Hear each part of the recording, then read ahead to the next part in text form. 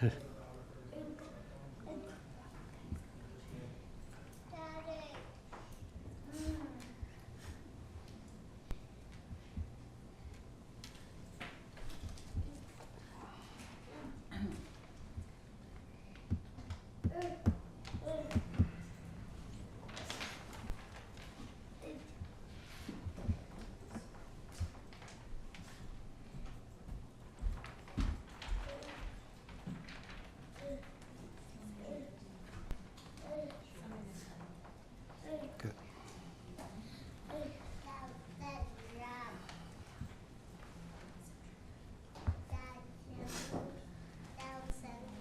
right.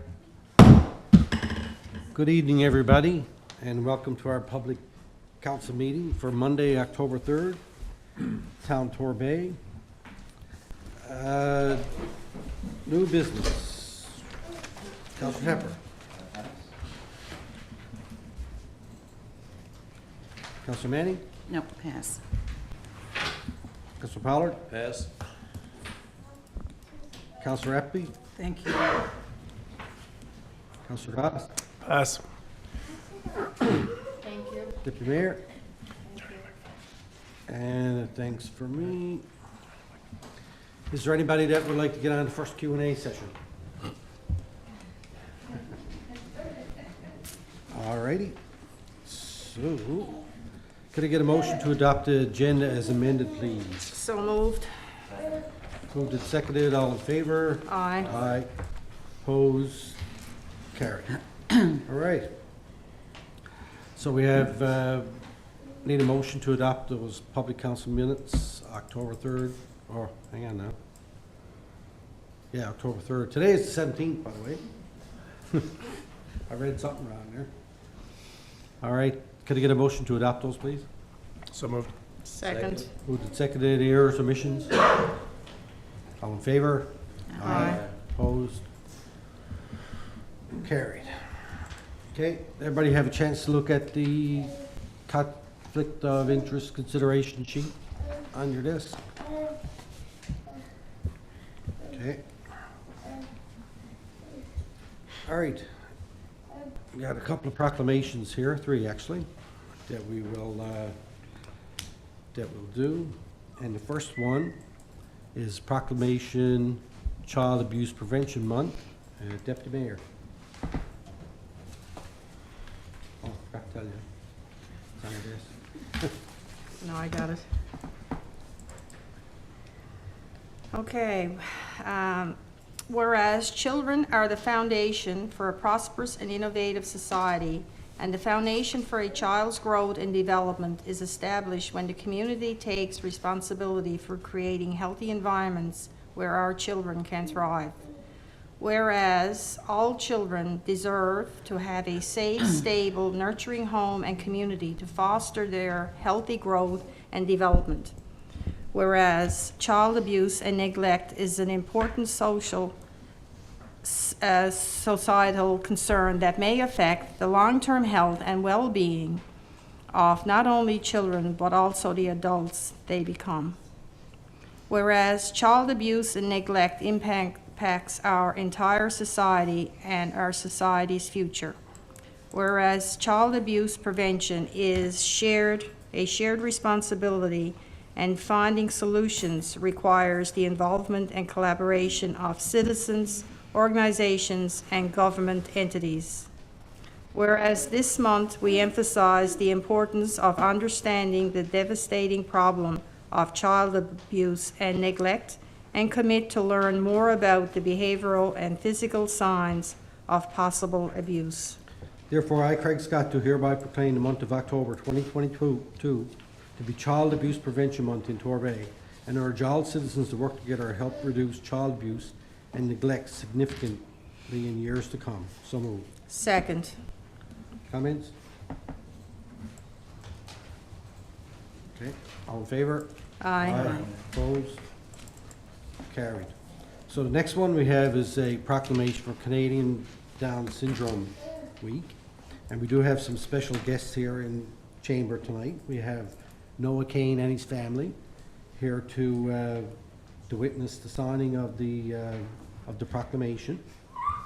And after we declare this one, we'll have an opportunity, we'll get up and they can have a few words if they want, and then we'll get a picture. Okay, Councillor Manning? Okay. Proclamation, Canadian Down Syndrome Week, October 23rd to the 29th, 2022. Whereas Canada has a diverse and dynamic population, rich in strengths, resources, and abilities. Whereas the successful and productive future of all Canadians is intimately linked to our commitment to ensure that all of our citizens have the opportunity to reach their full potential. Whereas fellow Canadians with Down syndrome and their families are members of our communities and are deeply committed to ensuring that all individuals have the opportunity to grow, develop, and succeed.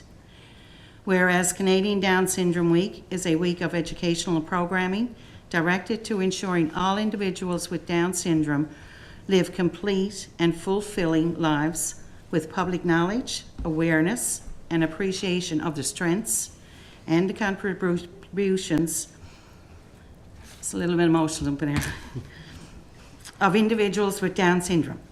Therefore, I, Craig Scott, Mayor of the Town of Torbay, do hereby proclaim October 23rd to the 29th, 2022 as Canadian Down Syndrome Week in the Town of Torbay, and encourage all residents to become educated about Down syndrome, to recognize the abilities of children, youth, and adults who have Down syndrome, and to participate in activities during the week in recognition thereof.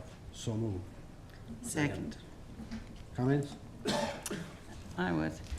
This is near and dear to my heart. My aunt had Down syndrome. She was like a year older than I was, and Lenny has passed now about 5 or 6 years. She was the smartest lady I knew, and the friendliest lady I knew. And there's so much advancement compared to when Lenny was growing up that's out there now. And I know another family that's another member of my family distantly, and she's a young lady unlike anything else too, and out living a life like the rest of us. So this has come a long way, and fully support this. Excellent. Your comment? Go ahead. Thank you, Mayor. When my daughter will be 15 in December, and when I was pregnant with her, I had a maternal serum screen done. And the doctor called me in and said, Miss Appleby, we don't know for sure, but we think your daughter may have Down syndrome. And I remember doing all the testing and the measurements. We didn't know until the day she was born if she was going to have Down syndrome or not. But I do recall the doctor saying to me at the time, if you want to have an abortion, now's the time to do it. And you know, I think about that, and you talk about personal story. It didn't matter to me whatever was going on with my daughter. She was my daughter. And I think it's really important that we bring attention to everybody in this community, no matter who you are, no matter what you deal with every single day. I think it's important to have conversations and have safe conversations. And I agree with Councillor Manning that there have been a lot of changes from my friends who had siblings, you know, who had Down syndrome to now. But I think it's really important that we have these conversations and make sure that the next generation of people don't have conversations about, do you want to look at that as an option? I certainly didn't. And we didn't know until the day Kathy was born what it would be. But I think it's very important to make sure that we have inclusive communities. And that, to me, is the most important part. So very much support this. Thank you. Okay. Thank you for that. Anyone else have a comment? Ralph? I just want to say I don't know you people. It's one beautiful family. You're here with your own story, I'm sure. But you've got one beautiful family, so enjoy everything. Absolutely. Well said. Thank you. Please, the floor is yours if you want to get up and have a few words. At the microphone there. It's okay.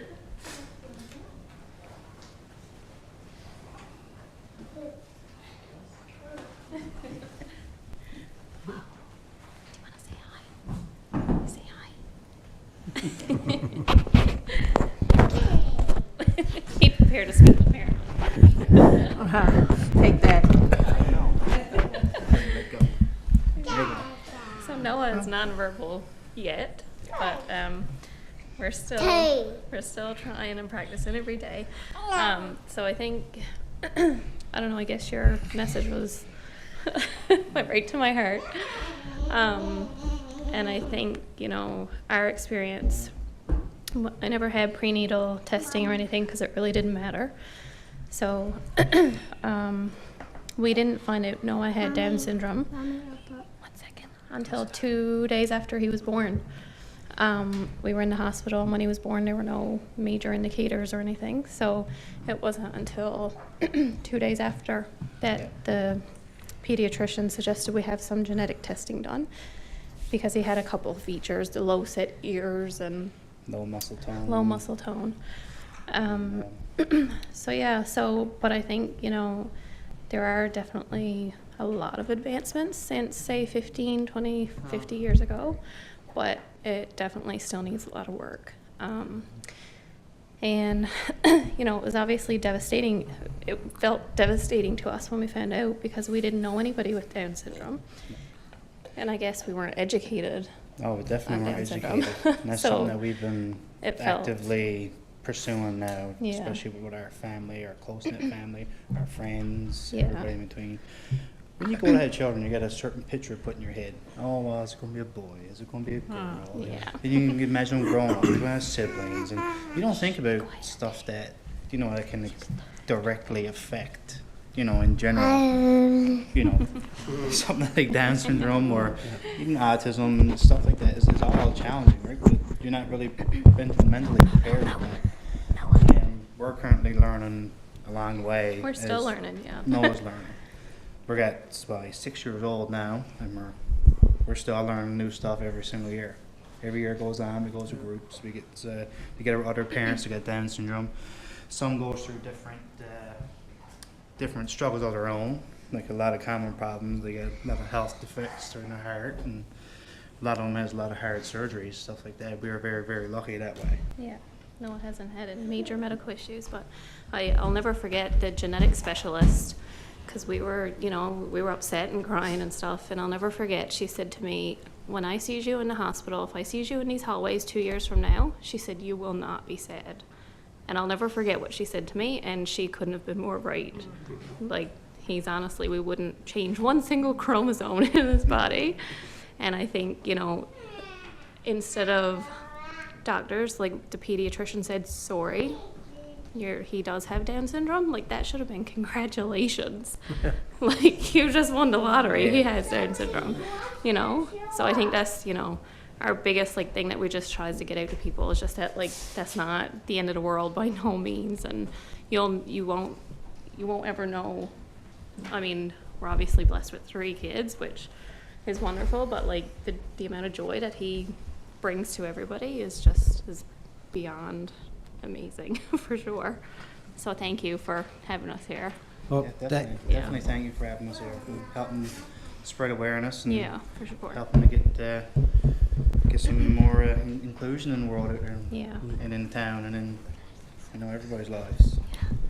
Well, on behalf of council and staff and residents, I thank you for coming here tonight and helping us be more, I guess, aware of the issues around Down syndrome and how we as a town and as a council and just the general public can help raise awareness and, our recreation programs here that we do. If you have any suggestions on things that we can do to make our programs more inclusive, then feel free to do that. Yep, Reach we can out definitely- and don't hesitate, and we'll see what we can Yeah, do. we're definitely on the right path, but there's a lot of work to be done, Okay, of course. Did you want to say something? Yeah, okay. go ahead. I just wanted to say having a brother with Down syndrome is really good because he's really funny and makes me feel good. That was good. Sarah. Thank you for that. We're gonna jump up now, and we're gonna That said it all there. picture. And we'll move that thing out. Very of the proud. way. We'll go on Very, to, very proud. Get council up. Okay.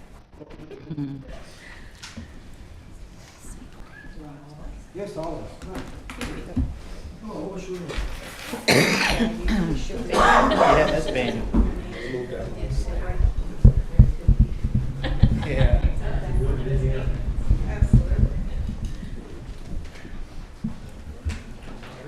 Yes, all hands to me.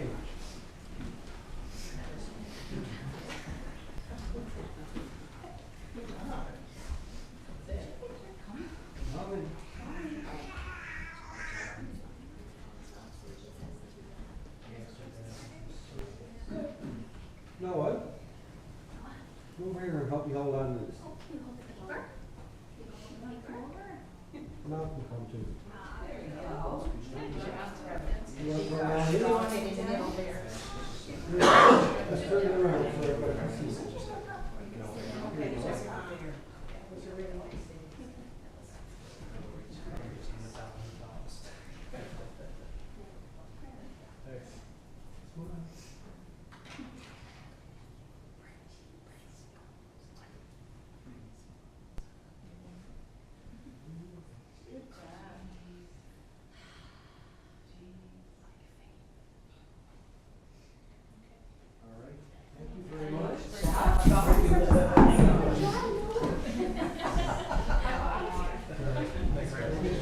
Keep that one going.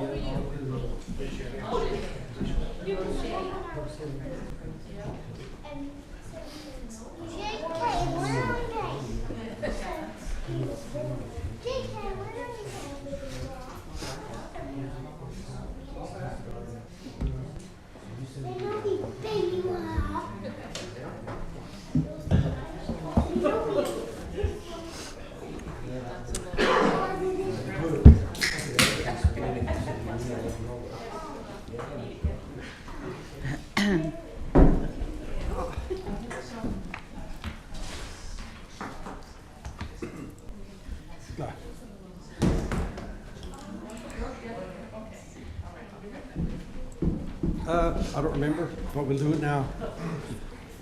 Call the question. All in favor? Aye. Opposed? Carried. You guys don't have to stick around for the whole meeting if you don't want to.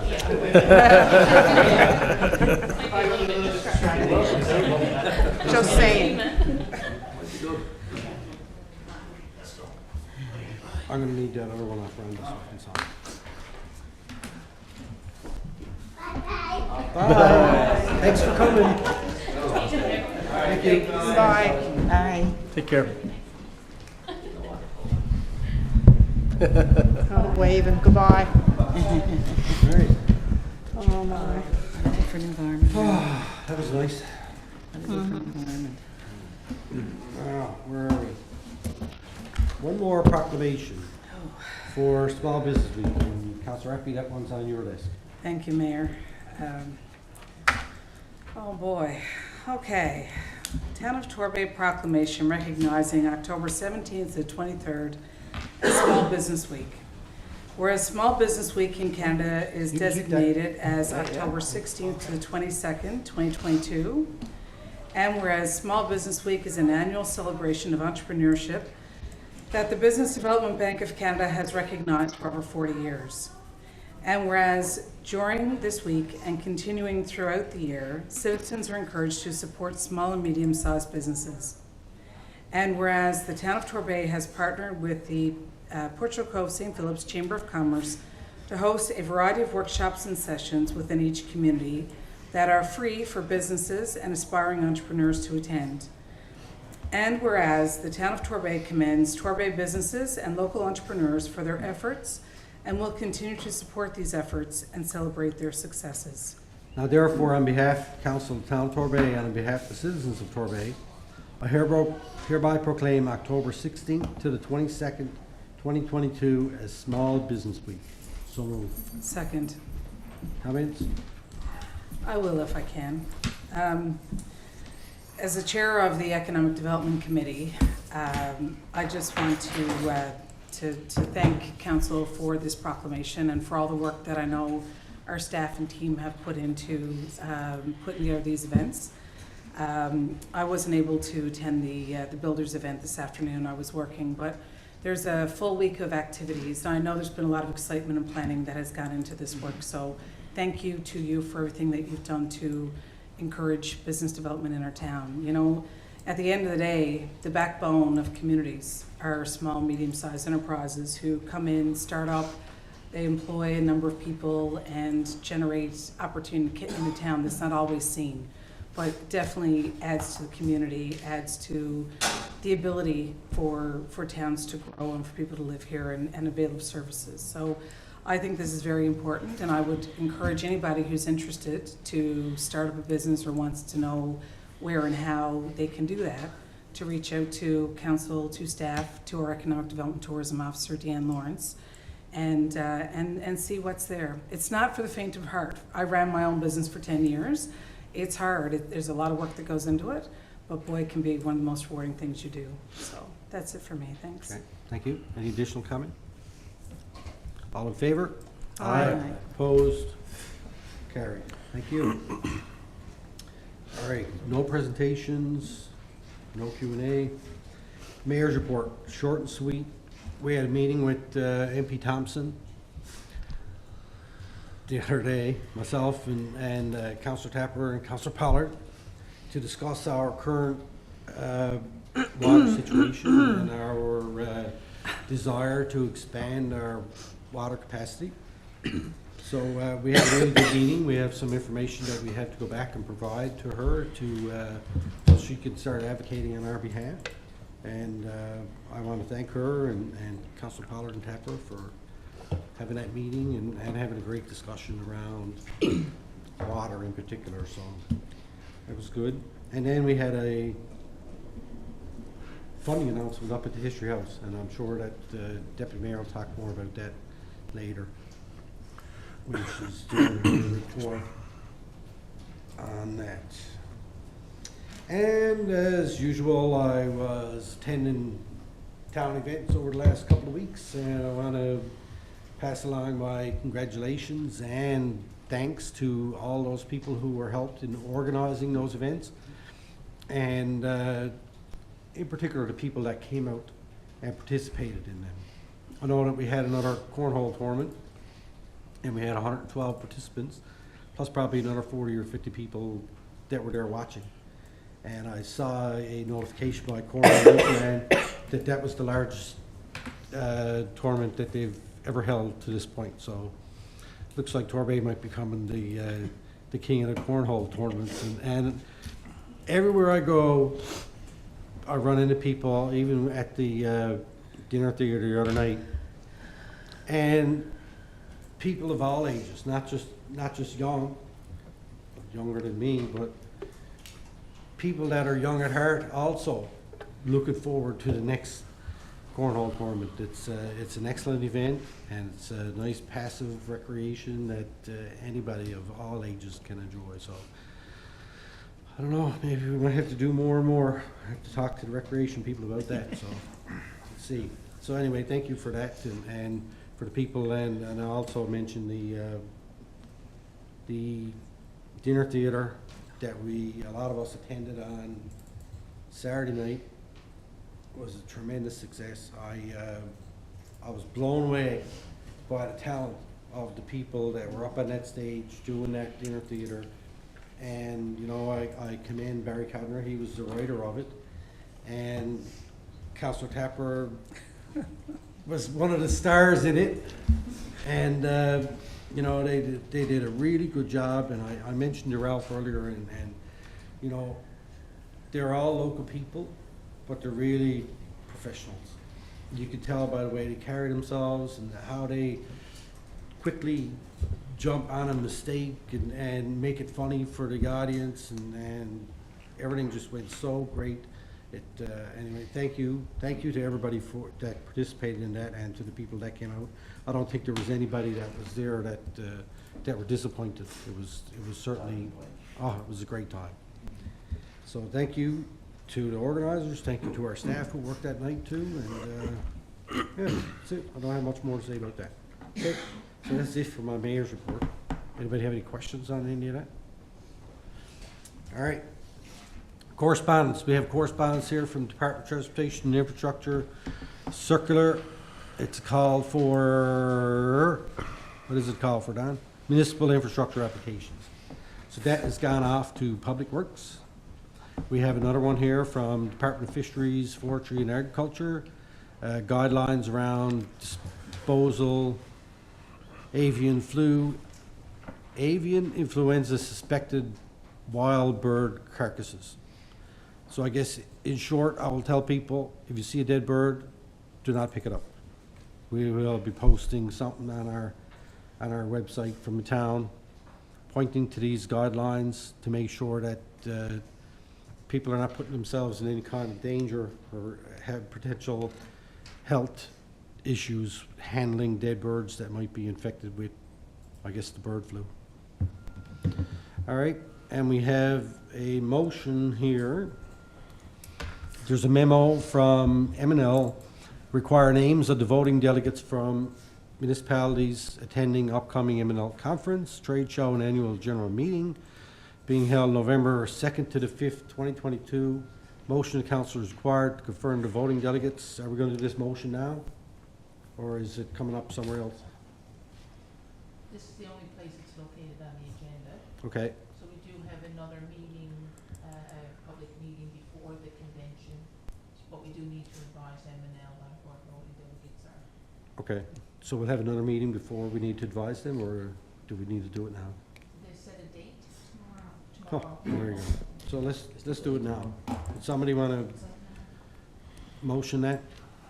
I'll motion it. I'm happy Right. to do it. There is no issue for us to vote on this, right? We're good? Okay. In relation to the M&L Conference, Trade Show, and AGM, November 2nd to 5th, 2022, the two voting delegates from the town of Torbay are Mayor Craig Scott and Deputy Mayor Mary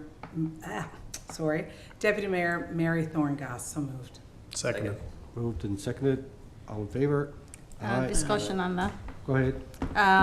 I'm not sure because of the funding situation that I'm going to be there, so until that's rectified.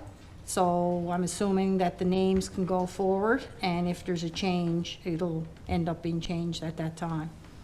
Because right now, I'm going, but I don't know how long I will be there for. Okay. So I don't need to put that out there. All right. So for All now, right. this is fine. If we need to change it after, we can. Okay. All right. Okay, all in favor? Aye. Opposed? Carried. All right, thank you. Committees of Council. Committee to hold, no report. Planning, Land Use Development, Councilor Pollard. Thank you, Your Worship. We have three motions for this evening. Maybe four, let's say. Three. First motion relates to a tap room located on 1412 Torbay Road.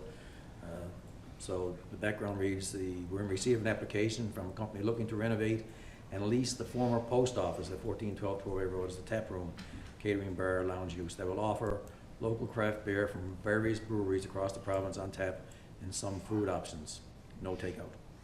The proposed use is classified as a catering use, which is listed as a discretionary use in the mixed land use zone. Hence, the application was processed in accordance with regulations 33 and 90 of the Torbay Development Regulations requiring public notification. The town received 6 letters of support and 7 letters of objection. A detailed background report as well as letters of submission, including a summary of concerns listed and how they may be addressed, plus committee meetings of October 12th, 2022 meeting are attached for reference. So all the concerns were essentially addressed, the ones that could be anyway, in terms of, you know, noise, I guess, and just a matter of monitoring how that proceeds over time. So the recommendation, the committee believes that the proposed business will be a great addition to the Torbay and that concerns raised through the public notification process can be addressed by the proponent to meet town requirements. The committee supports the department's recommendations and forwards the application to council with a recommendation for conditional approving, subject to ensuring that the town noise regulations are adhered to, that a privacy fence is installed as proposed for snow clearing and privacy reasons, and that no parking signage is implemented around the war memorial to protect the integrity and respect for the war memorial site. So the motion reads, motion to conditionally approve application BR 2022-004 for a proposed tap room at 1412 Torbay Road in keeping with Regulations 33 and 90 of the Torbay Development Regulations 2015 to 2025, subject to the development meeting the following requirements. Standard requirements for commercial construction in the town of Torbay, Torbay noise and nuisance regulations, the mixed-use zone and off-street parking standards, the construction of a 6-foot-high privacy fence in locations as depicted, the installation of no parking signage at the War Memorial site. So moved. Second. Moved, seconded. Comments, questions? Deputy Mayor? I'd just like to say that I support this. I think that it's something that's been long overdue, and the fact that we've had, I guess I'm thinking about Track Consulting here in the past, and one of the things that they highly recommended was an establishment such as this to entice tourists. I understand that anybody in the vicinity of it might have some issues, which is understandable. Nobody would like it in their backyard. However, I think that this is something that's long overdue to have here, and hopefully it will be approved, and I wish whoever is putting it there the best of luck with it. Okay. Anyone else? Just a couple of That's right. questions. The Torbay noise and nuisance regulations, that includes the hours of operation, the regulations that we have, that would be like noise issues after 11 p.m. So those are considerations that committee would have had coming in to bring this recommendation forward. I just want to make sure that I'm clear on that, correct? Okay. And the other question I have on it is, the 6-foot-high privacy fence is a responsibility of the proponent who's bringing the development forward. Is that correct? Okay. So those are two questions I have.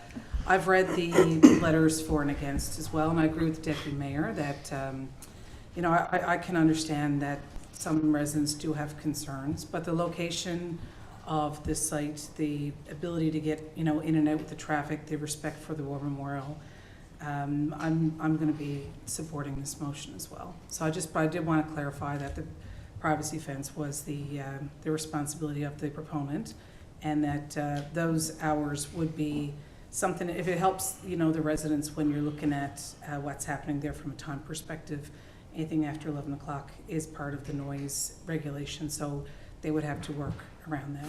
So, thank you. Okay. Anyone else? Ralph? Don't forget to turn on your microphone. Thank you. Yeah, when this property first went on the block, I guess, for sale, I personally had a different vision of what might go there, because to me, it's one of the most spectacular viewpoints of Torbay Harbour, Torbay Bight. You know, being on the planning committee, we met with the two proponents, and we had a good conversation. Seems like they got a very, very great vision as well, you know, and I commend them for that. Both inside and outside of this building is going to be, I think, a great addition to the town. And it's another small business. You can call it a small business. And, you know, we got it. Hopefully this will be the start of many new businesses that'll open up in Torbay. If and when we get our water, you know, that's the biggest problem now, but this is going to be a serviced building lot. And I'm looking forward to my first beer. And it's not going to be free either, I'll tell you. Anything else? Yeah, first of all, I'd like to say, when I first saw this come through, I was kind of excited, because I've been saying for a long time that, you know, we need a brew pub or some type tap room here in Torbay. I think it'll draw a great crowd from all over, and actually increase tourism and throughput through the town, which hopefully will be a great thing for us, and I certainly wish the proponents all the best luck in terms of moving this forward. Okay. Anyone else?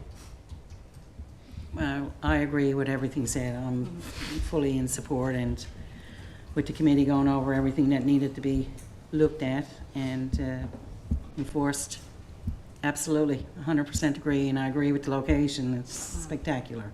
So, good luck. I have a question. A couple questions, actually. And I guess one of them has to do with our regulation H for lounges and bars. I thought we looked at one time getting rid of this parking requirement in the town, talking about one space for every 3 persons. Because my understanding from occupancy, the fire commissioner sets occupancy of a building, and they don't consider parking spaces at all. All they consider is fire exits and the floor space. So I was looking it up today, and it's an international standard, national standard, whatever. And because when I think about it, yeah, okay, 11 spaces times 3 people, 33% occupancy. I don't know that even makes any sense to me. It kind of, what about if you got people that are walking up? What if a busload of people show up? To me, as long as the capacity of the building, the establishment, whatever it is, meets the national code and has fire exits in place to be able to meet the occupancy of the building, then I think that's what we should be going by. I think about some of our other businesses in the town, like the coffee house up there, for instance. You know, they only got 8 or 9 parking spaces up there. Every Thursday night, there's cars parked along Torbay Road, which is not illegal, by the way. We can park on Torbay Road. There's the whole shoulder down that, I guess, I'm trying to figure out if it's the east or west side or whatever. Anyway, the side on where the garden is. It's a huge, big, wide shoulder that goes right down that road. There's no restriction to anybody being allowed to park there. And my concern is I don't want to be putting any caveats on something that we can't enforce. So if the fire commissioner looks at a building, and it doesn't have to be this one, just it could be anyone, when we're looking at doing business in the town, that there is a standard for occupancy, how many people can be in there, and based on the number of exits. So I think that we need to look at that particular restriction or that regulation that we have and see, does it make any sense? Because, you know, it's we're in an environment where we really want to be encouraging people not to be driving to an establishment like this. We want them to walk, we want them to take a cab, we want them to find other ways to get there so they can go and they can enjoy having a beer or whatever they want to do and not be restricted by how many cars can be there, you know. So I think that, to me, that one don't make any sense. I go to restaurants downtown St. John's, they got 0 parking, and they got hundreds and hundreds of people in there. So I think that that's something that we need to take a look at. And also in here it says there's no on-street parking permitted on Torbay Road at any time, which to me also doesn't make any sense, because there is parking allowed there. There's people parked there every day. I see them parked there to go up on the garden on the hill, or is garden on the hill we call it? Yes, go there. So Hillside garden. yeah, hillside garden. So it's just those just a couple of thoughts that I have. I don't see them being an impediment as we go forward, but I think it's something that we need to look at. Are we regulating something that we don't need to be? And if we are doing it, do we have any way to enforce it? I don't like having regulations that we can't enforce, and parking is one, unfortunately, right now. The only way we could enforce that is we call a tow truck and get it towed. So anyway, that's all I got to say about that. I'll hand it back to the chair of the committee. Thank you, Your Worship. Just call the question. Okay. All in favor? Aye. Opposed? Carried. Thank you. The second motion relates to a home office off-site dog training services at 8 Ryan's Road. I'm not going to read the preamble because the preamble is essentially a repeat of the motion, and I did it last time. So I'll just go right to the motion. So the motion is to conditionally approve application BR 2022-005 for proposed home office in association with off-site dog training service at 8 Ryan's Road, in keeping with Regulation 33 and 90 of the Torbay Development Regulations 2015 to 2025, subject to the development meeting standard conditions for the operation of home offices in the town of Torbay. So moved. Second? Moved and seconded. Comments? I just want to say this is not going to attract any additional traffic. It's essentially off-site services, so Okay, I don't see any issue. All in favor? Aye. Opposed? Carried. Final motion is to accept the permit listings for the week ending October 13th, 2022 as tabled. So moved. Second. Moved and seconded. All in favor? Aye. Opposed? Carried. Your Worship, I just at this point finished my report. I had the pleasure of attending the luncheon today, the Builders Luncheon, and thanks to planning staff, Julia and Jason in particular, I'm sure others were involved. A great job. It turned out actually better than I thought it would in my own mind. We talked about, you know, some water and the studies that were undertaken by Wood, now different name now, I can't remember off the top of my head, but they changed their name. The gentleman from the airport was in to talk about the sound study they had done and how that may impact us in future developments. And then we talked about the electric vehicle infrastructure across the province and how that is changing over time.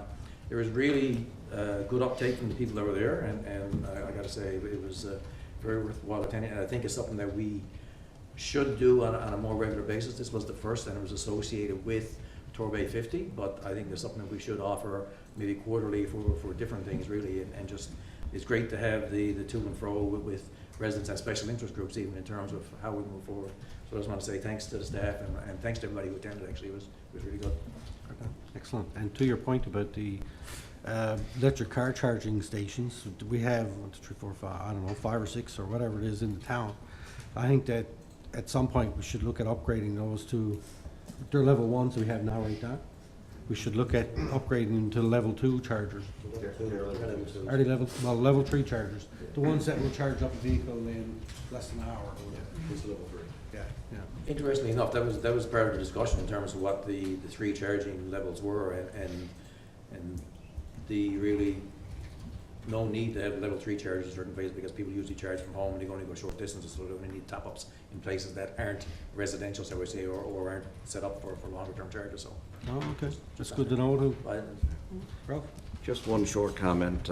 I attended that as well, this session as well. But it's amazing what the things you do pick up, because when the person did the wood presentation on the water, which I, of course, you know, I was very attentive to, because you could pick up anything. But again, myself and Tony at least learned, because they discussed, you know, both ponds, the new one, North Pond and Grey Pond. But connecting and that kind of stuff, we'll be reporting back on that, and you know, interesting little tidbits like that we picked up on. So it was great. Excellent. Excellent. Anyone else? Oh, did you have many in attendance from? People maybe 25, 30. Yeah. Excellent. Yeah. I would have liked to get there, but unfortunately. I think it's pretty cool that it took 2E to fill in for me because I couldn't be there. The deputy mayor usually be able to Yes, handle it on her own. yeah. She can handle it on her own. That, yes. All right, thank you very much. Is that it for your report, sir? Thank you, Your Worship. Yes, it is. All right, excellent, thank you. Admin and HR, Councillor Manning. So we met on Tuesday, October the 11th, myself, and Deputy Mayor Mary Thorngoss and Mark Wayland, Director. We went through, the first one was the recruitment, the accountant that we had advertised for. The position has been filled. Successful applicant is Matthew Snow, and he'll be starting employment now in the coming weeks. Also, the seasonal HEOs, 2022-23 snow clearing season. We have to, there's a need to hire one new external candidate for the upcoming season, and the aim is to have all these positions staffed prior to the end of October. Policies and procedures, the council PD and travel policy. A revised edition is of the current policy will be coming in the near future once necessary revisions and updates are made. Also, the director is working on the gap analysis, business contingency acting assignments policy, and work from home policy, and that'll all be coming within the next couple of weeks. Other than that, that's all there. If you have any questions, feel free to ask. All right, thank you. Questions? All right, thank you very much. No, thank you. You got any motions? Oh, corporate services. Huh. Councilor Tepper, Thank you. I skipped ahead. Okay, for the report for October the 17th, first of all, we cover document number 1, our report. Payroll. Regular payroll for 47 employees for the 2-week period ended October the 7th, 2022 totaled $98,561.05. Council payroll for 7 councillors for 3-month period ended October the 7th, 2022 totaled $39,282.60.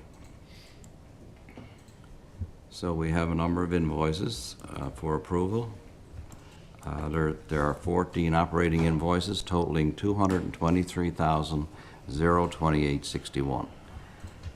So, invoice 1936094 BDO $6,210. Invoice 465-72203 Brentag Canada Inc. $5,780.37. September 2022 CIBC Mellon $35,945.20. Invoice 181246 GFL Environmental Inc. $44,604.19. Invoice 183350 GFL Environmental Inc. $44,647.57. Invoice 104123 Municipal Assessment Agency $25,467. Invoice 3094412 Narrow NARL Marketing Limited $5,650.43. Invoice 15124038 Narrow NARL Marketing $6,071.16. September 30th, 2022 NL Power $19,829. August 2022 NL Exchequer $5,132.39. September 2022 NL Exchequer $6,696.56. Invoice 216598 Triware Technologies Inc. $5,750. Invoice 216600 Triware Technologies $5,750. Invoice G412668 Wood Environment and Infrastructure Solutions Limited $5,523.45. So moved. Seconded. Moved and seconded. Comments, questions? I got one comment, and it's related to the Newfoundland Power area lighting for almost $20,000. Just want to make the public aware that's for street lights. So I don't know that everybody is aware that the town has to pay to keep them street lights on, and because I get questions from people all the time, right? Oh, yeah. You know, well, what type of things does the town pay for? Well, streetlights is one of them. And with that in mind, if you see a street light out, go on to the Newfoundland Power website and report the street light out, because even if it's not turned on, we're still paying for it. So do me that favor and update the website and with the location of a pole light that's not on. Okay, that's all I got to say about that. All in favor? Aye. Opposed? Carried. So the following 6 capital invoices totaling $335,454.59 are presented for approval. Invoice 1187 Aquatuna Drafting and Consulting Limited $7,210.50. Invoice 22098 Grand Concourse Authority $36,178.29. Invoice 193670 Island Office $5,518.28. Invoice 97851 Martin's Fire Safety Limited $10,925. Invoice June 26, 2022 Wares Construction Limited $258,871.05. Invoice August 26, 2022 Wares Construction Limited $16,751.47. So moved. Seconded. Moved and seconded. Comments, questions? Just Deputy Mayor? Sorry, go ahead. Just like to make a comment there with regards to the War Memorial. And thanks to Norm for the way that he has that broke down. Because I guess even with residents looking at the amount of work that's going there, taking place. But that project is $94,000 in total. But we have contributions from Veterans Affairs for $25,000 and ACOA for $44,577. So a lot of the work that you see taking place around the town, some of it is from grants and not necessarily just the town paying the full amount. So just like to say thanks again for that breakdown, because it makes it more understandable and what have you for not only the residents but for council as well. So thanks for that. Okay, thank you. Councillor Epley? Yes, Mayor, I just was curious why there's two separate invoices for the sidewalks. I just wanted to get public clarification on that. There's one there for $258 and the other one for $16,000. I'm just wondering why we have two separate invoices. The 258 is a one progression invoice, and the last one is actually completion of Thank you, Norm, appreciate it. All right, it's good. All right, thank you. All in favor? Aye. Aye. Opposed? Carried. Okay, for document number 2, Corporate Service Committee motions, October the 12th. We have one motion for Team Perry's sponsorship. In accordance with the town's donation policy, the Corporate Service Committee recommends a bronze social sponsorship of $500 for Team Perry to support the team as it competes during the 2022-23 season, and to assist in their goals to repeat as the U18 provincial champions and return to the U18 Canadian Championships. So moved. Seconded. Moved and seconded. Comments, questions? All in favor? Aye. Opposed? Carried. Okay, there's another list of documents for invoices, check register. Any questions on any of those? See none? Thank you, sir. Okay, thank you. All right, Economic Development and Tourism. Councillor Epley. Thank you, Your Worship. I'm just trying to find it right now through all the documentation. One second.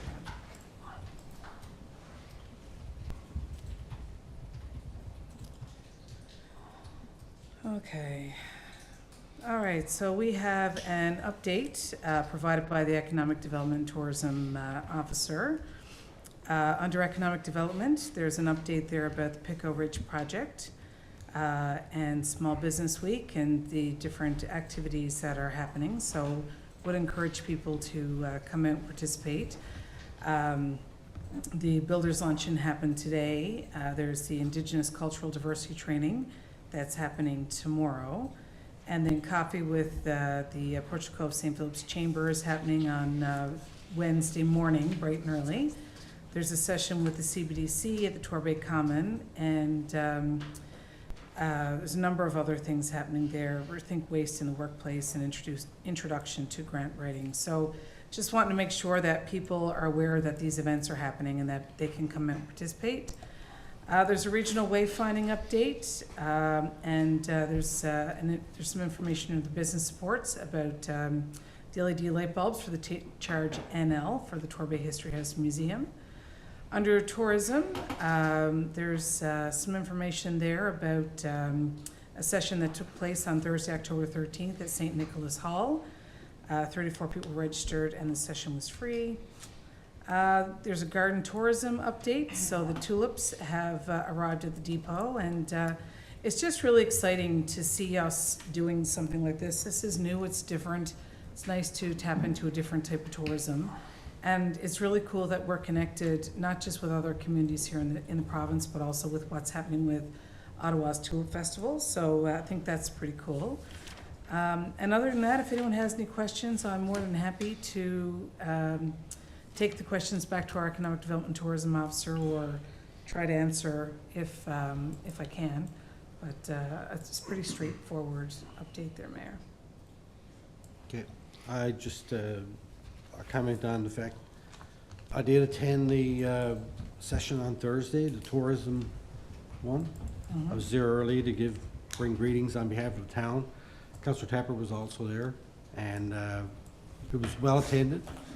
And you know, it's great to be able to have the collaboration amongst all those people that are working in that sector around this area, to be able to come together and share ideas and talk about it. I did share an email that I received from a resident down there with those people, and I talked about our attraction video that we had, and how every opportunity I get it played somewhere. I had it played in Ottawa at FCM during the thing. I just went up to the guy and asked him, remember I said, that. "You get YouTube on this thing?" And he said yes. And so I had our video playing up there in front of a couple thousand people, Nice. which was a great opportunity. I did it again in Halifax. I did it in Summerside VEI. So every time, wherever I get a chance, I do it. And I got an email last week from a resident that saw our video and loved the place, and he's from New Brunswick, I believe, and his wife is from British Columbia. And they recently came here, they loved it, and now they live here. So that stuff has a tremendous reach and a great impact on people. So, you know, I think that it was really well done. Everyone that's ever seen it raves about it. And that is one of the first, I guess, actual tangible evidence that I can refer to, that somebody just saw that out of the blue and decided to visit here, and then came here and decided they wanted to stay. So, you know, they're new residents in our town. I'm not going to mention their name. They might be watching the meeting. Hello. And I just did. I found it refreshing, because so often the emails that we receive amongst us here around the table from residents are not always pleasant and happy-go-lucky. There's usually a complaint about something, which is, you know, it's valid. It's important for residents to do that, to reach out to us and let us know if there is issues. But it's nice also to get those nice stories and you know, be thanked for the work that we're doing. Now, I did manage to put a little comment in there, make sure we're looking after the road. So, you know, and that's fair. That's fair comment. But you know, I thought that was really interesting, and it was nice to be able to share that with that group, to you know, to reinforce the work that they do in trying to recruit and entice people to come live in their communities, the same as what we do. So, anyway, it was really good. Could I just make a Yeah. comment on both of those sessions, the builders luncheon and the tourism session? Both opened up with that video, and there was a lot of positive comments as well. But I just want to take the opportunity to thank Julia and Deanne for the work that they put behind it. Like we said, their first time, you know, events, and hopefully they're going to be annual. And I think they will be, because we had a success for both of them. Awesome. Yeah. Yeah, excellent. Yeah. Okay, back to you. Yeah, no, thank you for that, Mayor, and thank you, Councillor Tapper. You know, you're 100% right. It's a beautiful town that we live in, and every time I do a call with FCM, what you see behind me is Torbay Harbour. And there's lots of times people will ask, where are you, what is that? And you get to show, and I've been with him when he has shown our video in some of these spaces. And you know, the pride that comes with that is awesome. It's nice for people to see our beautiful part of the world. When I was in Alberta there a couple months ago, one of the mayors from Nova Scotia, who was here for the Atlantic Mayors Congress, she was sitting at the table telling everybody about how beautiful Torbay was and what a wonderful experience she had here. So it's really nice to see that happen and have that communication. And it's nice to see people coming and love it as much as we do. You got to remember, I'm not original from Torbay. I'm originally from the Burin Peninsula. Came, loved it that much. Boy, you're never getting rid of me. I'm sorry for your troubles, but here we go. So, you know, it's really important that that we talk about this. We talk about the importance of people coming into our community, volunteering, building their homes, building their lives.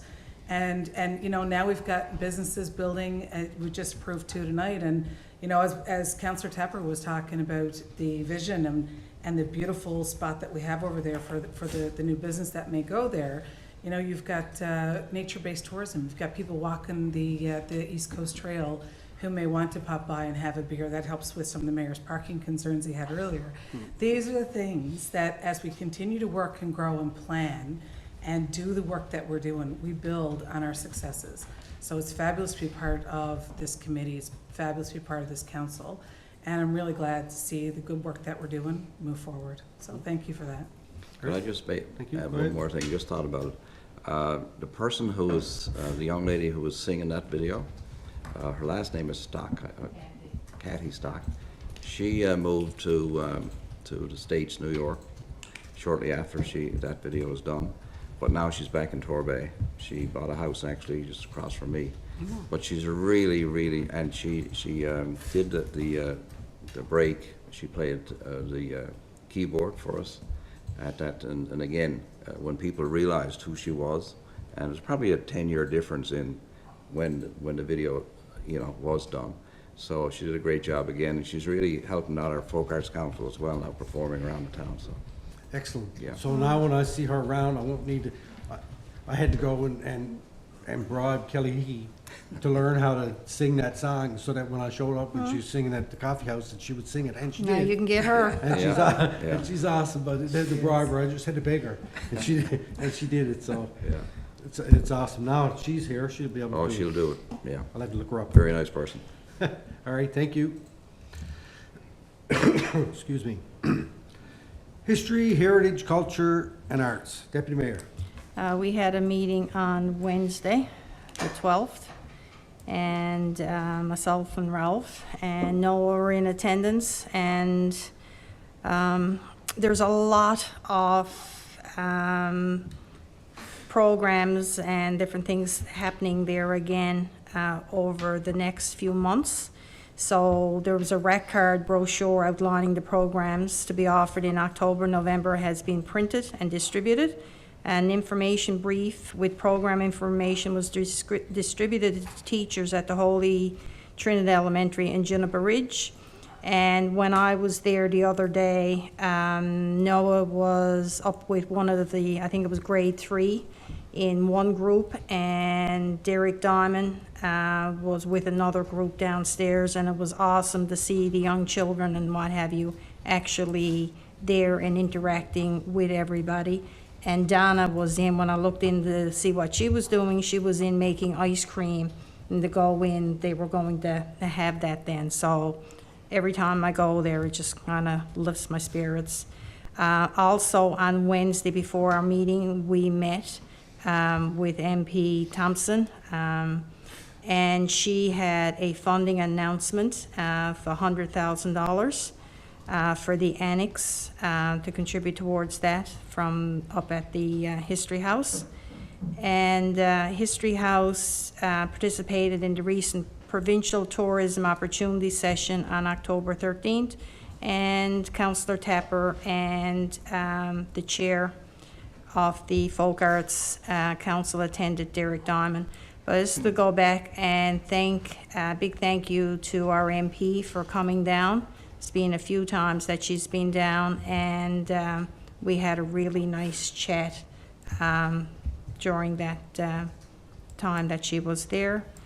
And the Torbay Volunteer Fire Department, the chief has begun transferring records and artifacts to the History House. The records will be made available through our archives, and artifacts will be used as part of upcoming exhibit.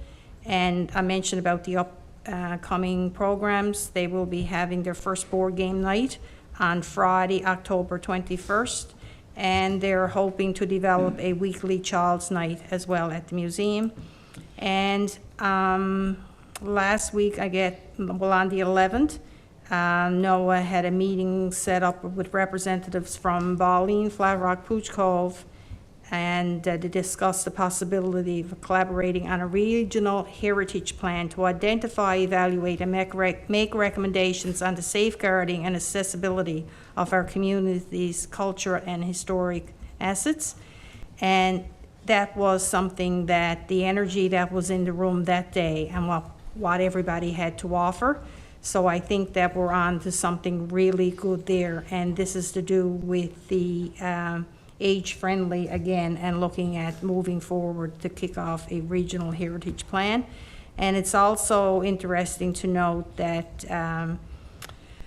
Belle Isle Heritage Committee, number 2 mining museum that they had a request to join was received over the weekend, and the next meeting is scheduled for November 8th. So anyway, it's all really, really good. And just to add there that Portugal Cove, St. Philip's, and LMO were also invited to that meeting as well. So it was very uplifting and very good feeling from just that small group of people that were there. So big thanks to Noah and his team again for a job well done. I don't know if you've got anything else, Councillor Tapper, to... All is good. all is All good? is positive. Yeah, really good. All right, any questions? Okay, thank you very much. Infrastructure and Public Works. Thank you, Your Worship. We didn't meet this week. We have an update instead, so the information is there. Not a whole lot has changed, I guess, from the last time around, except that last time we had talked about the culvert for the trail down to Forest River out to the bypass. That has now been installed, so there's room now for the Grand Concourse to go back in and actually start filling that in from the road out, and the surveyor and that'll be in. We had also inquired last time around about the War Memorial and the fact that the equipment was sitting there for, seemed to be stagnant for a period of time, but as you noticed today, Modern Paving was back there doing some scraping work and getting ready to pave the area, so that is now back on stream and will be in good shape for our November 11 services. Sidewalks, everything is finally completed. Brian indicates that there might be one more inspection, I guess, before they give final sign off on that. Flow meter project, the contractor is due back this week to start the meter installs, and the common lane chamber in particular is anticipated for completion for late November. So if anybody asks about why the road is not paved or anything, or the constant disruption there, we're still waiting for that chamber to be taken care of, and everything will be put back in order after that. There is a motion that just came in terms of the application for the Canada Infrastructure Program. I'm referring to the next phases of water, because we did get water treatment. We did get confirmation that the original applications were rejected, I guess, from the province's priority perspective, so we had to resubmit. So the motion here is that the town of Torbay proceed with an application to the Department of Transportation and Infrastructure for consideration under the Investing in Canada Infrastructure Program. The 3 priorities for consideration are: number 1, North Pond Water Treatment Phase 2, building construction, storage lagoon, and intake at a cost of $3 million, HST included. Priority number 2 is North Pond Water Treatment Phase 3, treatment system and water storage tank at a cost of $3.5 million, HST included. And priority number 3, a wastewater treatment option study at the cost of $56,952.03. So moved. Second. Second is comments or questions? Do we have a copy of that? Yeah, Am I missing? it's in the package. Okay. This package is updated later on the day. Mary, unless you had an earlier one probably, right? Okay. Yeah, I If you're not, I can read it, just- yeah, I read it yesterday. Can I ask one question? I know that we're late getting the information on the approvals and what wasn't approved through this process. And it's only within the last little bit that we've understood that these were not approved. Do we have any feedback as to why they were not approved?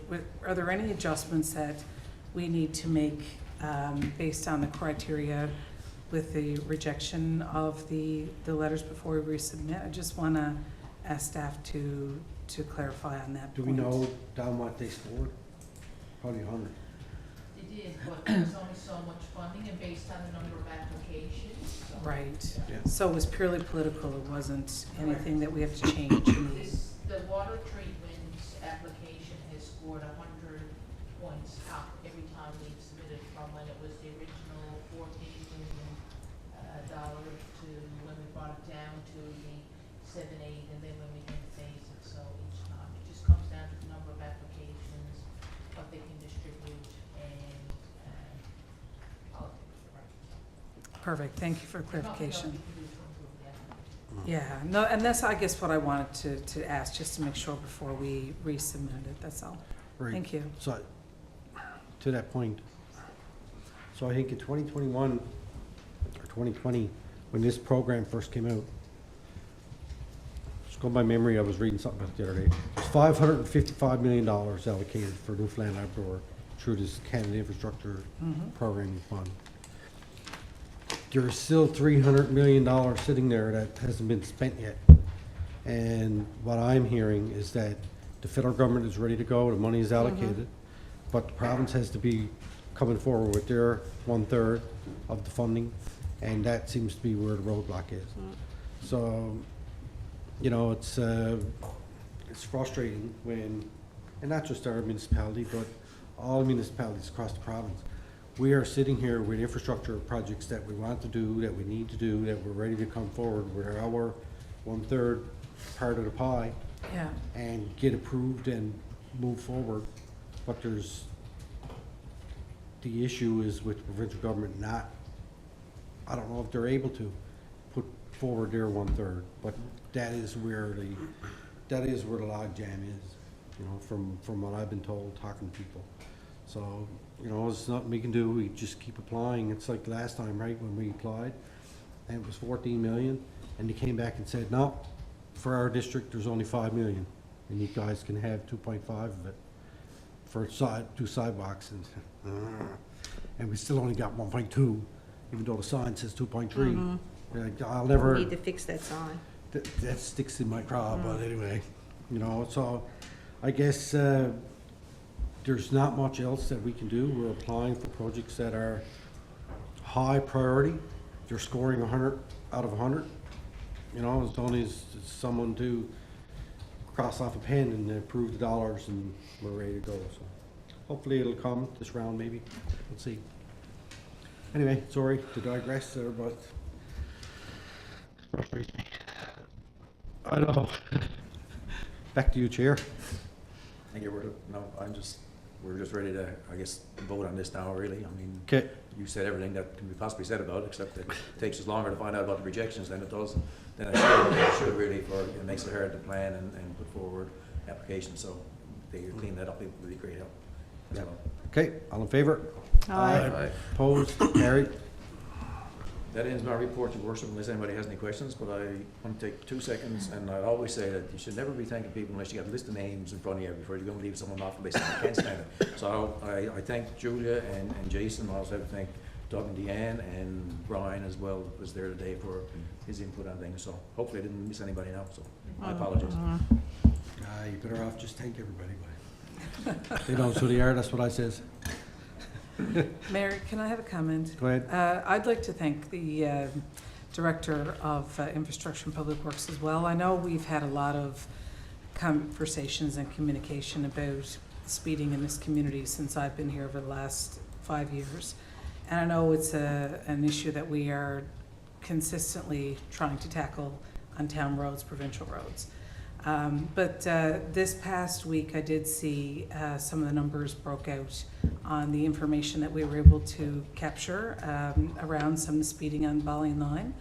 And Brian, thank you for that. It's really great to be able to look at those numbers and have a better understanding of what's going on. You know, we're all struggling with it. I was somewhere, I can't recall where, and whoever I was with had no idea that I was town councillor at the time. And the conversation happened to be about speeding, and they just happened to live on Indian Line. And they were talking about how bad the speeding is on Indian Mill Line. And I listened. I didn't speak up. I listened at that point. And, you know, you know where it was? It was at the Telly 10. I was at the Telly 10, and I had no affiliation with council whatsoever at Telly 10. And I was listening to this gentleman who was asking me how to get back to the car park. And he said, my daughter lives down in the Mill Line, and he was telling me about how bad speeding was. And you know, we've consistently been trying to find solutions, and it's a struggle, and we all know that, and we're all concerned, and I'm, like everyone else in this town, is concerned about it as well. But it's really nice to see the information being shared back with residents and you know, with the public to say, look, these are the averages, but actually here's the breakout. This was the highest, this is the lowest, this is how many vehicles. It gives us more information to get our head wrapped around what is going on. And it, you know, it's letting people know that we're not just hearing the concerns, we're actively trying. We're actively trying to change the speeds on the roads. We're actively trying to look after these safety issues. So I think it's really important. I mean, all our staff do really great work, but I do want to highlight that one thing, because it's always important to share what information we can when we can with the public. And I thought that was really cool to see that being shared out. So I just wanted to extend a thank you on that one. Thank you. To your point about that stuff, is that we also, as members of council, have to be honest with people and not raise the expectations of what we're going to do. We sent a letter back in February asking to get that small section of Bowling Line between 450 Bowling Line and Juniper Stump reduced from 60 to 50 to match the rest of the road, because from Torbay Road into 350 Bowling Line, or 450, whatever number it is, I went and looked at it, it's 50. Then it turns to 60 for a short period till you get to the Bowling Line extension. Then it turns back to 50 again. So it really don't make any sense. So I know that MHA has been following up on that for us too. And I know that last week I saw a car off the road on Bowling Line. I suspect that had more to do with the sun than it did speeding specifically, because I remember that morning I was going out Bowling Line on my way to work, and the sun was so bad at that angle at like 7 o'clock in the morning that I almost had to stop because I couldn't see. And when I realized I was on the wrong side of the road, I had to get over, right? So it's really dangerous coming out here in the morning with that sun in that direction. You got to put your sunglasses, no good. Put the visor down, you get peeking out through a little bit, but it's a dangerous area. That's a really good point. And could I ask that maybe we ask our communication staff to share some comms around that? Because you're 100% right. That car you're talking about that went off the road right next to my house. And I've got 3 children on the bus stop in my driveway most mornings. And only my daughter, if she had been home that morning, would have been out to get the bus when that car went off the road. So I think it's really important now with the changing of the times, and it's getting darker earlier in the evening, if we could do some more communication around like speeding, but also early in the morning, you're right, going out the Bowling Line, very hard to see. And then coming in the evening at supper time when the sun is setting, you know, it's hard to see, and people are out walking, and there's not a great shoulder, especially on that road. So if we could do a community-wide communication, like a safety reminder for people about that, that might be a nice tweet, Facebook post, or something that we can share in our communications as well, please. Sounds good. Thank you. Tony, do we know when those chambers are coming, Brian? Chamber for Commonly. trying to think what the schedule is now. Yeah, so they're supposed to be back on site this week installing the flow meters into the 2 current chambers they got in place, and they're still waiting on the sleeve, and I think that's scheduled for next week. It's going to be like a 2-week period. Okay. Could we do a social media post about the delay and the timelines for? Because I've been getting inquiries from people about how come the road is not paved at Common Lane or Green Drive. It's not because we're not paving, it's because we're still waiting on parts, right, for that? Yes. Okay. Yeah. Yeah. All right, thank you. All right, that's it. Thank you very much, sir. Recreation Community Services, Councillor Goss. Thank you, Mr. Mayor. We met on October 12th. The agenda and the minutes are there. There is a a motion. That was the most important thing that we had to discuss during that. There was, it's regarding the seniors' Christmas event. The committee reviewed 3 quotes that were received from the caterers for the costs of the hot dinner for the seniors' Christmas party events. The committee received 3 quotes, one from Wedgwood Cafe for $14,835 plus tax, another from Belinda Goss for $8,375 plus tax, and the final one from Camclo, CAMCLO, for $7,970 plus tax. So the motion reads as follows: for council to approve the Recreation Department to proceed with awarding the event for the catering for the 2022 Seniors Christmas Party to Camclo for the amount of $7,970 plus tax. So moved. Second. Moved and seconded. Comments or questions? Just a question. How many seniors is this going to have food for? My wife is working with 225. 225? Okay, thank you. Are we gonna be able to do that one night now? Because I was talking to that caterer the other night at the, I That think it's wasn't the her. same different one. But anyway, that caterer at the thing, she said with that kitchen at the Commons, she said I could pump out 100,000 dinners. Mm-hmm. So if we could do it in one night, it'd be good. But Yeah. does this price include gratuity? Yes. Does? Okay. Can I ask just one more question? The conversation that we had about this last time, I think was really important. The last conversation that we had about this was getting as many seniors a hot meal as we possibly could for that Christmas dinner. And the spirit of that conversation, it feels like that's where council wanted to go with this. I know that we're looking at 225 meals here for this piece now, but what I'd like to ask is if we can advertise, nail down that date, and if there are other people who are seniors, who want to participate, I think it would be nice if we could ask that a wait list be created, that committee could have a look and understand how many additional meals there may be or interested people who may be wanting to participate in a seniors dinner at Christmas. Then for consideration to come back and see if there is capacity or any ability for council to, I don't know if there's to add an extra night or to add other meals or whatever, but I think it's really important to get a really good understanding of how many people in the community actually would want to avail of that dinner, and if at all possible, to not have to turn people away for the seniors' Christmas dinner. So I don't know what capacity we have. I mean, maybe 225 will be enough and we won't have a wait list.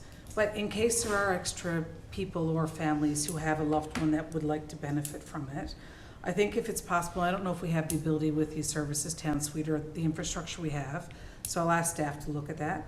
But if there are families that are interested that can't make that, I'd like for us to just see how many there are and to see if there is any room at all to see if we can not turn away senior. So I don't know what that looks like. I don't know feasibility, and I understand there are constructions and time constraints and dollars attached. So I'm not trying to be unreasonable here, but I think it's really important that, and I will support this motion, like no question. But I think it's really important that if there are extra people who are interested, that we do our level best to not turn people away if it's any way possible at all. So I'll leave that and ask staff to look at it and discuss with the committee and see where that rolls out and if there are other people interested, but just a consideration before we approve the motion. That's 65 plus, right? Yes. Okay. Yeah. And we can do a wait list usually. Usually with this event, we'll do paper tickets, but there's still a mechanism where we can do a wait list to kind of gauge and then Okay. decide from there where we go. All right. Thank you. Okay, thank you. All right. Your comment? I'd just like to ask the same thing, Jen, if it's possible to do it in one night, because that'll free up, where I think it's on the go 2 or 3 nights now, and make one good night of it, and it should cut down on the overall cost, and have other events then that were scheduled to take place. The other thing about the seniors, and I know after being contacted in the past to see for shut-ins, and people have contacted me about delivering meals to people who can't get out.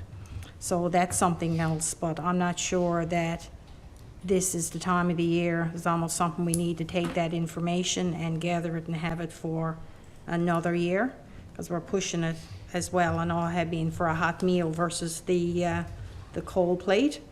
So anyway, be interesting to see if we could have it all the one night. That's it for me. Okay, thank you. I can check into the one night. This quote was for 3 nights. This, I don't know if that would make a difference. It probably wouldn't if we combined it in one night. Mhm. I just wanted to be known that the quote was for 3. Okay, But I'll have a look at it. all right, thank you. Okay, all in favor? Aye. Opposed? Carried. That it, sir? Yes, sir, unless anybody has any questions about the minutes, I am good for now. All right, thank you. Could I just Go ahead, Ralph. make a comment? Again, it was related to the dinner theater and that experience on Saturday night. You learn a lot about the facility, and we just talked about the Christmas dinner for seniors, but the setup and the takedown was a lot of hard work, Yep. especially with those round tables. They're not very easy. I left around 12 o'clock the other night. Staff were you know, we helped clear the tables, but had to roll them out into the hallway, get ready for the next day. But then they got storage everywhere, you know? So I think, again, it is gonna cost, but, and we talked about a storage unit, or storage space, you know, attached to that building, right? And it would be ideal to do some, you know, at least, find out if we can actually, you know, put a storage room just off the back of that building or the side of the building, just to help out, because the staff, again, I had about on my thank you list here, because they worked, you know, like dogs, Man, and they did a fantastic job. it's the same way when you build a house, right? You build a house, and then you move in, you say, I should have done this or should have done that. Yeah. If we had our time back, we should have added on that extra 30 feet or whatever it was Yeah, behind the gym yeah, for the storage at the time. The additional cost probably would have been negligible. yeah, Right. yeah. Hindsight, 100. But it makes a I difference. remember that Yeah. debate, and I remember us cutting the storage out to make it feasible at the time. It was your fault. And no, it wasn't my fault, because I argued against it. I think I argued for that kitchen too, Yeah, Councillor. But I feel that, you know, to the mayor's point, sometimes we do have to get a project to move Oh, forward. yeah, yeah. Sometimes we have to cut storage out, and my recollection of the approvals for that facility at that time to get the council approval was that was one of the things that had to go just to be able to get it there. And, you know, I think it's important though that the public understand that, because it's so easy to look back and go, well, sure, why didn't you? But, you know, we sit around this table, and we're gonna be going through the same exercise now the next, you know, couple of months again with the budget discussion. And there's that balance of what you want in the town and how much it's gonna cost. And so I think it's a really good point to remind the public that we're trying our level best to advance the community. That's a wonderful piece of infrastructure, wonderful investment in the community, the new community center, no question. But I do hear staff, and it has been asked every year since we've had the facility, that there is a storage need, there are safety issues, and that's a really good point. And I think, you know, as we move forward, and we're having the conversation right now about the generator and getting things ready for the backup emergency piece that we had to cut out of that facility at the time too, because we couldn't afford it. But I think it's important that, you know, as we talked about the water earlier, those incremental adds that can come over time that help us address these things are important. And I think that's a very good discussion for us to be having when the budget time comes. So I think it's really important too that staff are being recognized for the work they're doing, because we do have great staff and they do work really hard. And every department, I think tonight, if you haven't been, you will be now, you know, recognized and thanked, because we're very lucky. We've got a great team that are doing good work for us. And I think, you know, things like safety and having the ability to have a safe place to put that and reasonable hours that you can get home to your family, Those things all matter for work-life balance and having good culture here. So very, very good points to bring up. And I think it's really important that the public understand that, you know, we might not have been able to do it when we put it there, but it may be something that we can do in the future. And that's the goal, to continue to You learn as you go. improve. Exactly. Yeah. Great, thank you. I think the director has got her finger Go on ahead. it. I- I feel like this would be a good time to say I did put a shed in for the 2023. Storage shed. Yeah, we already took that out. We already took that out. All right. Thank you. All right, liaison committees, Atlantic Mayor's Congress, I don't have anything to update. When I get the updated minutes, I will share them. Intergovernmental Affairs, I've been back and forth flat out with the MHA on various things, in particular the volley line speeding issue, and also following up on our applications and issues related around the roads and provincial infrastructure within the town, and he's working hard to try and move those things forward for us.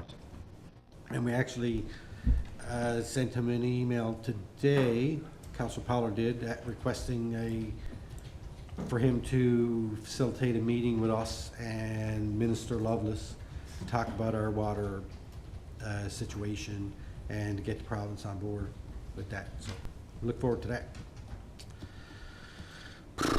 Jack Byrne Regional. Haven't met since the last time we spoke, but I'm sure we'll be meeting the next month or so to get things back on. Okay, I heard there's a big concert coming up out there. I don't know who, damn, I don't remember the name, and bad as Tony. But it's apparently he's really good. It's going to be an amazing show, so go out and get your tickets. It's happening, I think, November 14th. I can remember dates, but names, not the best at. When I'm was the sure- last time that the board met? Never met the summer? Like- We met probably, I think, Tony, was it in June? It was earlier in the summer, for sure. Yeah, I think it was June we met. We've had twice tried to meet, but we didn't have a quorum, but now we have our two people from Torbay so that should rectify the quorum situation. Seems to be a Yeah, long well, time. It's not that we didn't, it's not that we hadn't discussed. Oh, we've everything, had, just offline and made decisions. emails, It's yes. the other side of things. Yep. I mean, the Bob statement went through, we were updating the financial reports all the time. We talked about the Zamboni, which Yep. you had a letter there from Shannon asking that, Jack Byrne's gonna borrow to get the new Zamboni. for That's the what I exercise. saw We there. might need to co-sign the loan, that's about it at this point in time. And letters have gone out to the non-owner groups to ask for a participation dollar, shall we say, rather than go down the road of trying to buy back a share of the Jack Byrne Arena. So there's a lot on the go. Yes, we haven't had a meeting, and we just only, I guess, the past couple of weeks really revised the new citizen reps. And we haven't met with them yet, and we haven't gone back to. That's why I asked the question, because I remember reading something about the shares and about trying, I guess they were looking at climate change funding to put application towards the Zamboni and looking at the other towns. So I was just wondering how that decision came to be if there hadn't been a board meeting or We did, we what have talked about you it with at the that. board meeting prior to that, and took a couple of months actually to get the letters done up and the actual percentages of what percentage children from each town were participating in. So that just came out now. As a matter of fact, just sent it today that Shannon sent it to Portugal Cove and Pauline. And I, for one, looking at that, and that's a good idea because, again, we've talked about that in the past, and it's something that's long overdue. They should be paying their portion, as far as I'm concerned. Got my bearings, William Prince, and it's sponsored by First Light and, oh my God. Okay, Craig, we'll get the information later. Anyway, it's apparently nice, supposed to be you know. excellent. So we'll put that Get in your the tickets minutes, and go. It's on social media. Yeah, okay. Yes. We've got another meeting after this. Northeast Avalon Joint Council. We had our meeting last Wednesday night. We had enough for a quorum, but apparently because Monday night was a holiday, Monday was a holiday, Thanksgiving, there were a number of towns that would have normally participated, had their council meeting that night. So the next meeting is second Wednesday in November. Okay. And there was one note there, Mary, on spending NEJAC funds. What was that about, do you know? Do you remember? Yes, that was about what we were going to do. A few years ago, we had a summit. That was Jody's last time being involved in it. And back in June, they put forward different ideas, and we were trying to possibly get all of the joint councils together before Christmas. While that may not be something we can do, we're looking at probably having something in the spring, and where all of the towns that normally participated weren't there the other night, we decided to defer that to the November meeting. But like Holly said, anybody planning anything now for Christmas time, especially with a big group like that, it'd be really hard to get a place and make it all happen. So that's what that was all about. Did it? Yeah. All right, thank you. Royal Flank Sudbury, no update. Torbay Volunteer Fire Department, Councillor Manning. The minutes are there for their September 26th meeting. It's all there. If anyone has any questions, certainly ask, and I'll pass on any questions. But I do know that Fire Prevention Week was recently held, and Torbay Volunteer Fire Department and scheduled a lot of events with school visits and open house in both communities, and that things went well. I was out of town for any of this, but I heard they're all good things and that it went well. Yeah, last Sunday we had the fire prevention parade. Yeah. That I participated in. It's always fun. And then on Wednesday night they had the open house in Flat Rock, and Thursday night here we had the open house here, and it was a good crowd here. The kids had a lot of fun spraying the hose and putting out the fake fire and all that stuff. So. And I think it was a big hit with Sparky visiting the school and the daycares and such. I know my grandson certainly enjoyed the daycare visit. Yeah, they do. So I want to thank the fire department for doing that, and everything else they do on a weekly basis, daily basis. They actually have a meeting, a public meeting tomorrow night for anyone. Thank you, yes. Becoming a recruit. They already have 18 applications on file. It's on the go-around list. Positions, but there is an open meeting tomorrow. Absolutely, yeah. All right. Thank you. Perfect. Thank you very much. UMC committee, I don't have anything to report. We met, we'll be meeting in Gander during convention for a short period, and then our next meeting is going to be in December in the city of St. John's. As it gets closer, I'll let you know. All right, no notice of motion. New business, Councillor Tepper. I said my thank yous. All right, perfect. Thank you. Councillor Manning, pass. Councillor Pollard, pass. Councillor pass. Councillor Effie.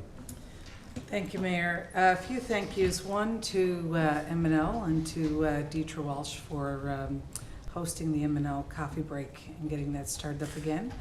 I think it's really cool. There's a coffee break that happens during lunch hour every third Thursday, and it's an opportunity for women to come together and have a conversation. Deetra gave a really good update on the work that's been done around women in politics the last little while, and she talked back about how we started with the initial conversations about bringing women together to have this discussion.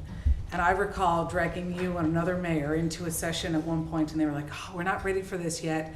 So the allies had to step out and make that space. But now we're transitioning into that space where the allies will be able to hear what women are saying in these sessions and broaden out that conversation. It's not just women, but also having the discussion about gender inclusivity and making safe spaces for all people. And we also shared in that session that the allyship training for women is happening through FCM, and I believe, Mayor, you mentioned that was something you'd signed up for. I did, yeah. And it was really exciting because, and Deetra doing Deetra, I get as excited as she does.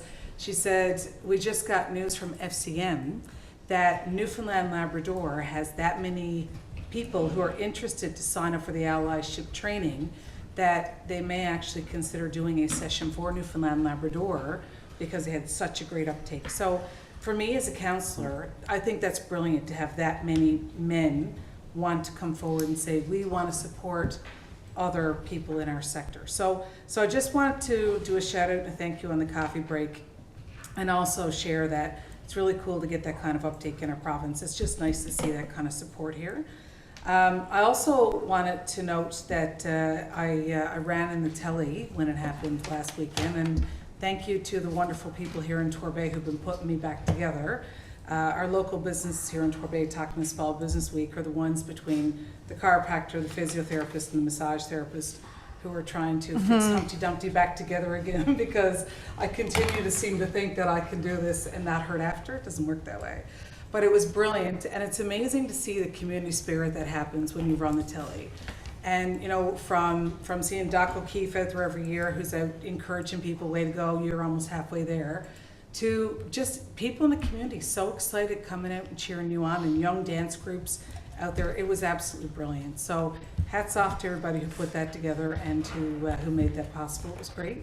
And the last thing, I just want to say thank you. I saw 3 ladies from the Northeast United Soccer Club coming together on Sunday up at Robin's Donuts. You know, they were coming together, sitting and having a conversation about the soccer club and what they could do. And part of the conversation was, so Trina, can you help us, you know, find some sponsors, because we want to do this. And of course, I don't even do the soccer club anymore, but because they know it's close to my heart. And I think, you know, it's really important to see local people who have a common interest coming together, supporting our local businesses, doing community development in so many different ways here. It's just amazing. So those are the thank yous that I wanted to extend this evening, and recognize that there's a lot of good people in this community doing a lot of good stuff. And it's nice every now and again just to get the minute to recognize them and say thank you. So that's it for me. I'd need special help if I did the telly. I pulled over my uncle's quad up to the cabin in August. My elbow was still hurting. We've got some really good chiropractors, massage therapists, and physiotherapists in Torbay. Yeah. Just saying from personal experience. All right, thank you. Thank you, Mayor. Deputy Mayor. I just wanted to, I guess, probably reiterate to thank everybody involved with making the dinner theater such a huge success. The cast, the staff, whoever was involved. It was a fabulous night. I was expecting it to be good, great, but it went over my expectations altogether. It was. And I remember saying to somebody since the weekend, and one of the cast members, and people were looking at them and saying they were all this, but I said, in reality, some of the people that were actually playing some of the more predominant parts in it, that's actually who they are as a person. Like, they didn't have to pretend to be anything in the role, so it's who they are as people. When you look, I know you can name them off, right, and who they are. So anyway, I know that it was an awful lot of work, and somewhere along the way, I know that Linda Reddy was involved in that from when the Common originally opened, that had that, and I know there was probably some changes that made to it. But anyway, everybody that's involved, I just wanted to give a big shout out. People were saying, Mary, I have never been to anything like this before. Like, when do you think they're going to have another one? And of course, when Barry said there'll be a follow-up to it, so I'm saying, you never know, maybe next year. Never always. Anyway, great job. Okay, all right, thank you. So I just got a couple, well, I was going to mention about the fire department recruitment. Thank you, Don, for doing that for me. And the trunk or treat is coming up, and I would encourage any business, if you want to participate, and you don't have to be a business, because for the last number of years I've participated myself. I put my costume on and I load up my truck with enough treats for 375 kids or whatever it is, and I go in there and I have a great time. So I would recommend any member of council, if you feel like doing that, put a few lights or decorations or whatever on your vehicle and go on in and get a spot. And it's a whole lot of fun to get pictures with those kids and have fun and talk to the parents. It's a great way to spend an afternoon, that's for sure. What else have I got wrote down here? I don't remember. Anyway, so I just want to say thank you to everyone, all the staff and council for everything that you've been doing over the last couple of weeks, and our residents who show up here to ask questions and take part in our meetings, and those watching online, thank you for doing that. And I forgot to wish my wife happy birthday and October birthday, so I'm going to do it now. That her birthday is coming up October 30th, and happy birthday. All right, so Q&A. Anybody have any questions that they would like to ask? Oh, good, excellent. Our next public council meeting is scheduled to take place Monday, October 31st, 2022 at 6:30, right here in the Torbay Town Hall Council Chambers. And with that, I would request a motion to adjourn, please. So moved. Second. Moved, seconded, all in favor? Aye. Opposed, carried. Thank you, everybody. Now,